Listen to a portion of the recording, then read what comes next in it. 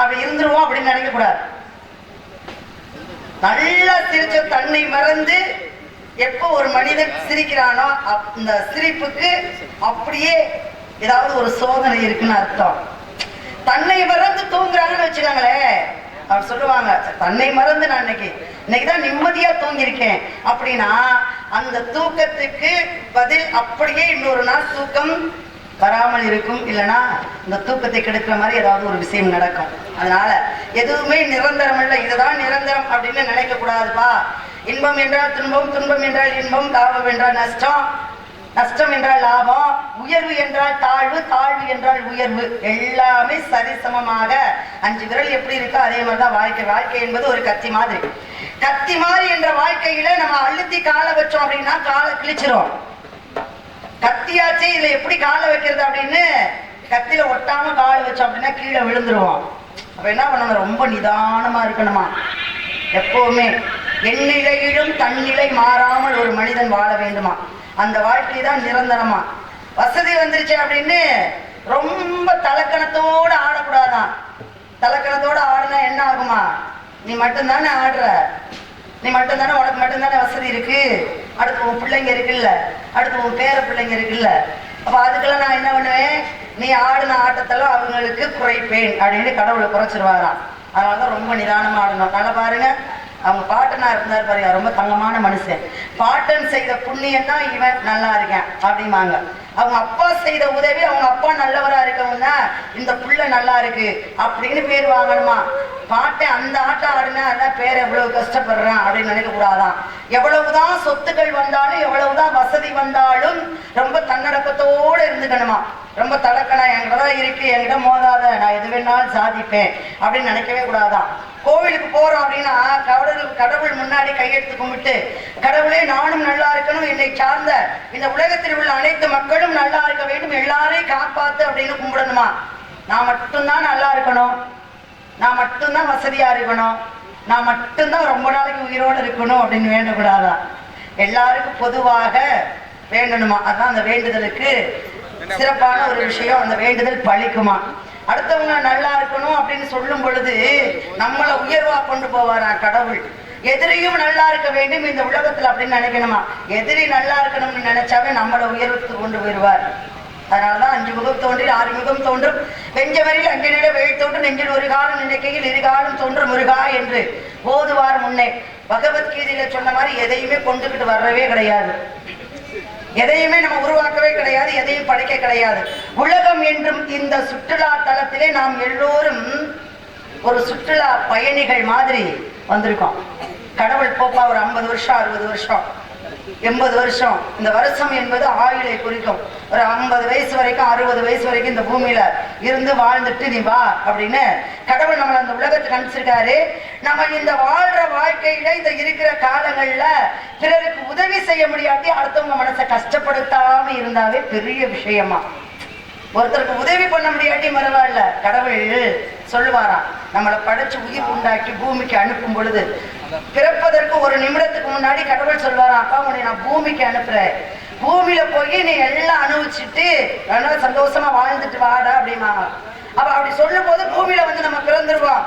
பூமியில பிறந்து அம்மா அப்பா வளர்ப்பாங்க, கொஞ்ச நாளைக்கு அப்புறம் நமக்கு ஒரு துணை கிடைக்கும், அதுக்கப்புறம் நமக்கு பிள்ளைகள் கிடைக்கும், எல்லாத்திலும் சந்தோஷமா இருப்பாங்க. நமக்கு இன்பம் துன்பத்துல கை கொடுக்குற அளவுக்கு சுற்றார் உறவினர்கள் எல்லாருமே இருப்பாங்க.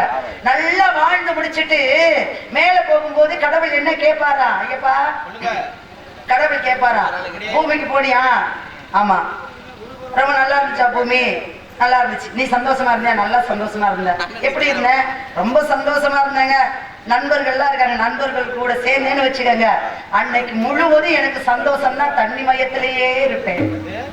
நல்ல மாது, நல்ல மது, நல்ல சூது, நான் பண்ணாத விஷயமே இல்லை பூலகத்துல, எல்லாம் செஞ்சு முடிச்சு இந்த சொல்லுவாங்கல்ல ஆண்டு எல்லாமே நான் பண்ணி முடிச்சப்ப இனிமே செய்யறதுக்கு என்ன இருக்கு அப்படிம்பாங்க சில பேர். அது மாதிரி நான் எல்லாம் செஞ்சு முடிச்சுட்டேன் அப்படிம்பாங்க. அப்பதான் கடவுள் கேட்பறான், உன்னைய படைச்சு இந்த உலகத்துக்கு அனுப்புன இல்லையா, என்னடா பிரச்சனை உங்களுக்கு, அவரை மட்டும் விட்டுட்டீங்களா, எந்திரிக்கணும், அவன் ஏற்கனவே ரொம்ப கஷ்டப்பட்டு இருக்கா, என்ன பண்றதுன்னு தெரியாம. ஏன்னா அப்ப கடவுள் கேட்பாராம், உன்னை படைச்சு பூமிக்கு அனுப்புனேன் இல்லையா, எனக்கு என்ன கொண்டு வந்தேன்னு கேட்பாராம். நான் அனுப்பிச்சேன் உன்னைய பூமிக்கு, எனக்கு என்ன கொண்டு வந்த, நீ மட்டும் சந்தோஷமா வாழ்ந்துட்டு வந்தா போதுமா, உனக்குன்னு ஒரு அம்மா அப்பாவை கொடுத்தேன், அதுக்கப்புறம் வாழ்க்கை துணைவின்னு ஒண்ணு கொடுத்தேன், அதுக்கப்புறம் உன்னை பார்த்துக்கிறதுக்கு பிள்ளைங்கன்னு கொடுத்தேன், உன் கஷ்டத்திலையும் இன்பத்திலையும் துன்பத்திலையும் பங்கு பெறுவதற்காக உற்றார் உறவினர்கள் அனைத்து பேரையும் கொடுத்தேன், உண்ண உணவு கொடுத்தேன், உடுத்த உடை கொடுத்தேன், இடுக்க இருப்பிடம் கொடுத்தேன், எல்லாத்தையும் உனக்கு கொடுத்தேன், எல்லாத்தையும் நீ அனுபவிச்சுட்டு வந்தியே, எனக்கு என்னடா கொண்டு வந்தேன்னு கடவுள் கேட்பாரா. இப்ப கடவுளுக்கு நம்ம என்ன பதில் சொல்லுவோம்? அதெல்லாம் கடவுளுக்கெல்லாம் ஒண்ணு கொண்டுவே இல்லை. நான் போனேன், சந்தோஷமா இருந்தேன், ஆண்டு அனுபவிச்சுட்டு வந்துட்டேன் அப்படின்னா கடவுள் ரொம்ப வருத்தப்படுவாராம். இப்ப என்ன பண்ணணுமா, இந்த ஜீவனை நான் பூலோகத்துக்கு அனுப்பியதற்கு ரொம்ப வேதனைப்படுறேன். நான் ஒண்ணும் இல்ல, நம்ம பிள்ளைங்க இருக்காங்க, ஒரு 20 வயசு ஊதாரியா அப்படி சுத்திக்கிட்டு இருக்காங்களே, வெளிநாட்டுக்கு அனுப்புவோம் அப்படின்னு நம்ம ஒரு 2 லட்சம் ரூபாய் கடன் வாங்கி வெளிநாட்டுக்கு அனுப்பிடுவோம். இப்ப வெளிநாடு போய் இந்த பிள்ளை சம்பாரிச்சு அந்த 2 லட்சம் கடனை அடைச்சு மேற்கொண்டு சம்பாரிச்சு அம்மா அப்பா கையில கொடுத்து ஒரு இடம் வாங்கி ஒரு வீடு கட்டி அந்த பிள்ளை வந்தது போது ஒரு நல்ல பிள்ளையா பார்த்து கல்யாணம் பண்ணி அந்த பிள்ளைய வாழ்க்கையில இவ்வளவுதான் உன் வாழ்க்கை, இனிமே உன்னுடைய வாழ்க்கையை நீ வாழ்ந்துக்க அப்படின்னு அந்த பிள்ளைக்கு ஒரு பொறுப்பா கொடுத்து வச்சா மனசு சந்தோஷமா இருக்கும். வெளிநாட்டுக்கு போன பிள்ளை 2 லட்சம் ரூபாய் செலவு பண்ணி போன பிள்ளை 2 மாசத்துல திரும்பி வந்துட்டா என்ன சொல்லுவோம் நம்ம? என்னடா தம்பி 2 லட்சம் ரூபாய் கடன் வாங்கி உன்னை வெளிநாட்டுக்கு அனுப்பிச்சேன், இப்படி 2 மாசத்துல வந்துட்டியே, ஏற்கனவே கடன், இந்த கடனை யார் கட்டுறது? ஏன்னா நாளைக்கு ஒரு இடம் வாங்கணும், ஒரு வீடு வாசல் கட்டணும், உனக்கு கல்யாணம் பண்ணணும், எப்படா வாழ்க்கையில நீ சந்தோஷமா இருப்ப, 4 பேர் மாதிரி எப்படி நல்லா இருப்ப, இப்படி பண்ணிட்டேடா தம்பி அப்படின்னு நம்ம வருத்தப்படுவோம் இல்லையா, நம்ம பிள்ளைய நினைச்சு. அது மாதிரி கடவுள் வருத்தப்படுவாராம், உன்னை பூலோகத்துக்கு அனுப்புனல்ல, நீ சந்தோஷமா வாழ்ந்துட்ட, எனக்கு என்ன கொண்டு வந்த அப்படின்னா, நம்ம செய்ய வேண்டிய இந்த நல்லது கெட்டது எல்லாத்தையும் கடவுள் கணக்கு போட்டு வச்சிருப்பாராம். நம்மளை அறியாமல் ஒரு அசரீரி நம்மளை பின்தொடர்ந்துகிட்டே இருக்கும்.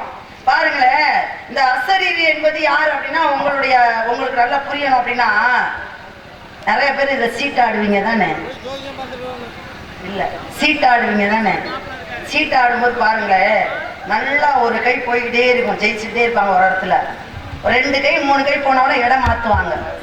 இடம் மாத்தும் போது இந்த பக்கம் என்ன பண்ணுவாங்க, அந்த பக்கம் உட்கார்ந்தவங்க ஜெயிச்சுக்கிட்டே இருப்பாங்க, இங்கிட்ட வந்தவன தோத்துருவாங்க. அப்ப சொல்லுவாங்க, அந்த இடத்துலதான் எனக்கு பச்சி வேலை செஞ்சுச்சு அப்படிம்பாங்க. உண்மைதானே? அந்த இடத்துலதான் பச்சி இருந்துச்சு, நான் அந்த இடத்த விட்டு வந்தது தப்பு அப்படிம்பாங்க இல்லையா. அது மாதிரி நம்மளுக்கு அறியாமல் நமக்கு மேல ஒரு அசரீரி என்பது இருக்கு.